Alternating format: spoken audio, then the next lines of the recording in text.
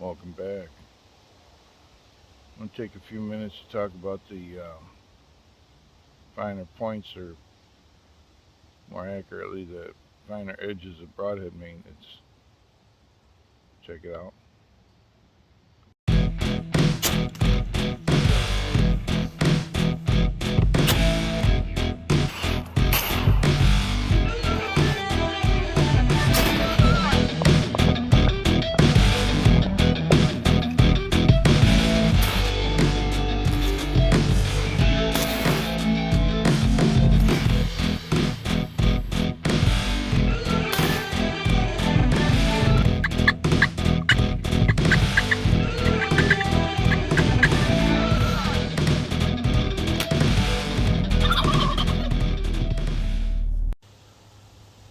Yesterday was opening day, and I didn't have a shot opportunity, or else I might be sharing a different video, but um, I did see some deer. It was hard to count them. They were in really tall weeds. I'll put some of that video at the end of this. I saw some cool stuff. They were walking in the river, and um, anywhere from 6 to 8. It was hard to count them. I say I could only see a couple of them at a time, but I wanted to do a video. I hear these reading comments online. Guys will talk about what kind of broadhead, or and people will talk about well, use a single bevel, or use a fixed broadhead, and then I hit them and they only go 50 yards and they drop, and then so the guy will take that advice, and then not have the same kind of performance and blame it on the head, when most likely the issue is the sharpness. So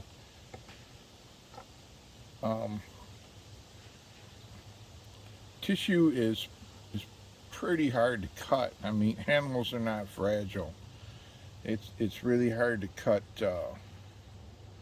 arteries and veins. If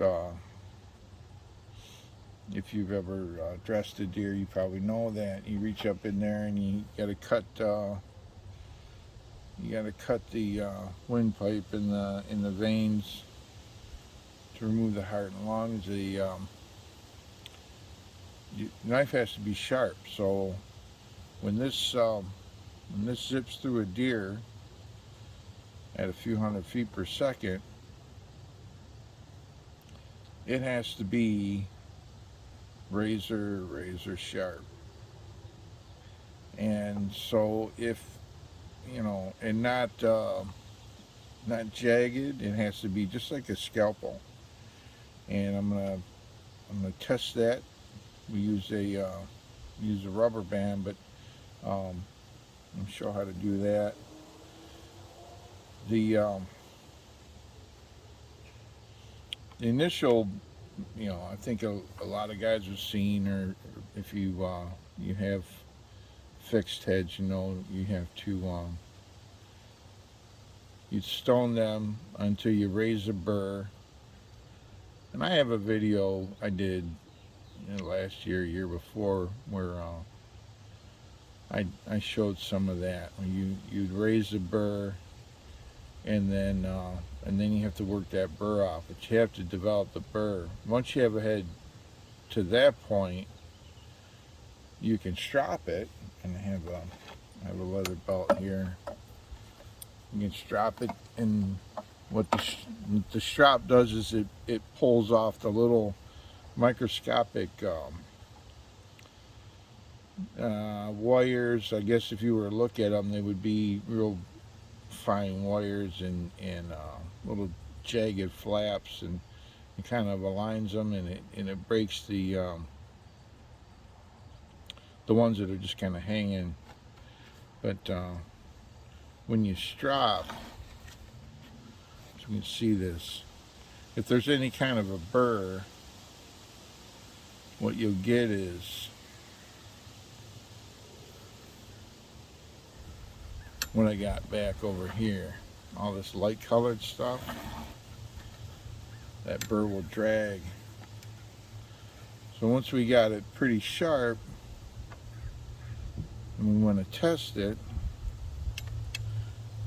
get a rubber band. Cutting paper is some of that's technique, but when you take this rubber band and you hold it, and I'm not pulling it tight, you look here, it's like, you know, moves pretty easy. I'm just holding it, and I should be able to slide this across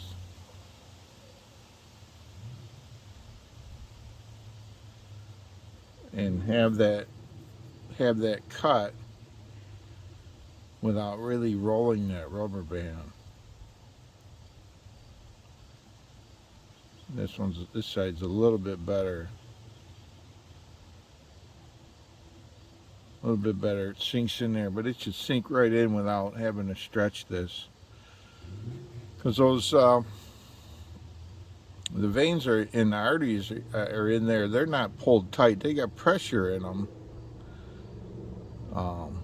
which it would, you know, they would kind of push back against any disturbance. But there's really nothing to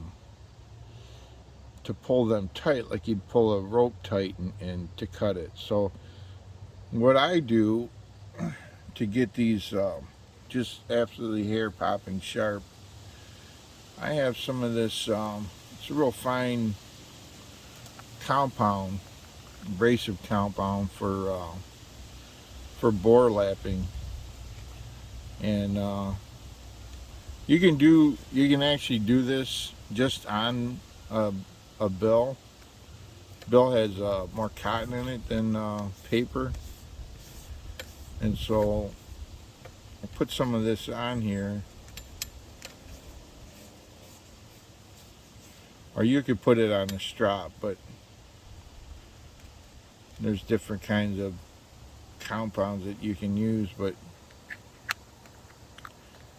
so you got your bill with compound and a nice flat surface with your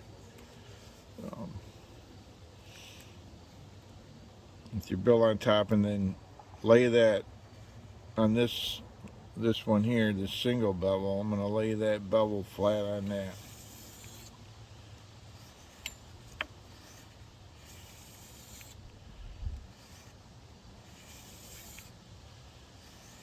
And go back.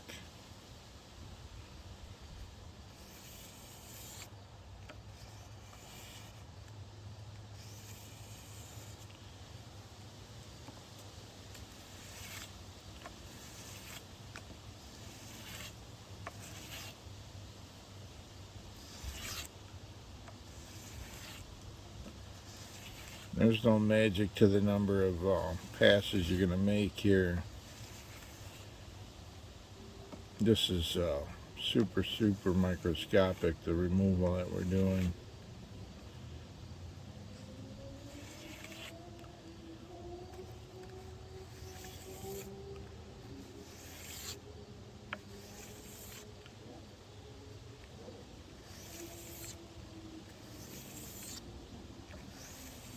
Once I have my heads up to this point, what I'll do is I'll check them on a rubber band the night before I hunt. And if they haven't been out of the quiver, then most likely, kind of wipe that off on here, most likely they just need a touch up with like this paste, like this rouge or whichever compound you have. But I'll touch them up the night before I hunt with them, because they will get dull in the just sitting there in the quiver. But test this here.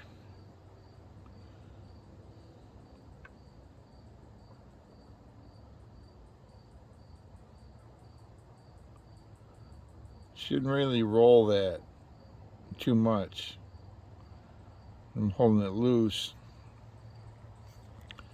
Take it off of here. Let me show what's going on.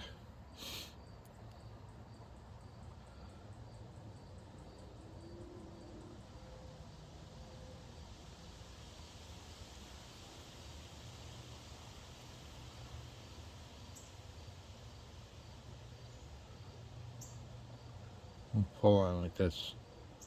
That's what I got out of that one. And like that. That's what you want right there. Try this edge.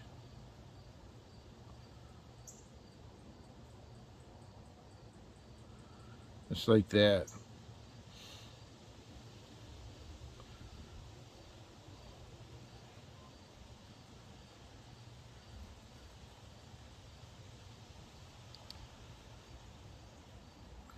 I'm not pulling this tight to mess with it to see what you can do, but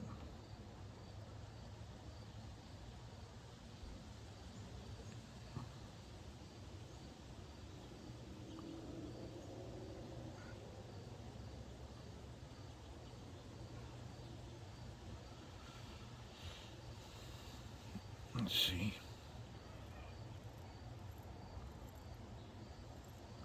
You know, shaped just like a straight razor.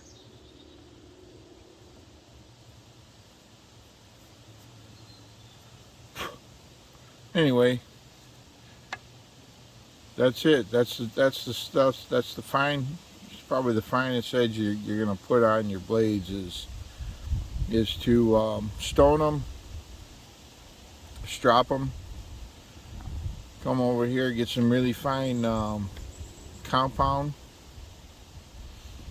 Put it on a. You can put it right on the strop, or you could put it. I have it on a bill here. I use this bill too to polish my sear engagement surface when I'm doing a trigger job. But you take this and work that. You could probably even get it. It would take you some time to make sure you got the whole thing just as fine of an edge as you can possibly get. And if you hit an animal through the upper vasculature around the heart and the lungs, the sharper you can get this, the finer vessels it can cut. They all add up. You know, you might have a blood vessel as big as your thumb up in there, and it branches off into the lungs, and they get really, really microscopic. A really sharp edge will slice all them little tiny ones if it misses the bigger one, and they will bleed and they won't stop. And they add up, even though they're just capillaries. They add up, and a really, really sharp edge will, through that kind of tissue, will produce a similar result to cutting a larger vein or artery. But the two deer I hit with last year with one of these, they ran 50 yards, and one crashed during the run, and the other one stopped running and then just toppled over and shot through the heart.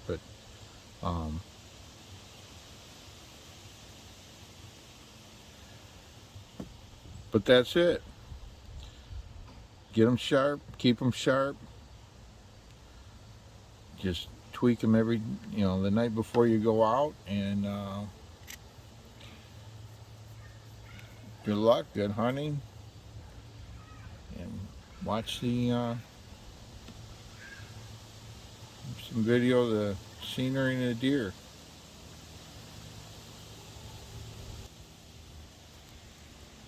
Thanks for stopping by.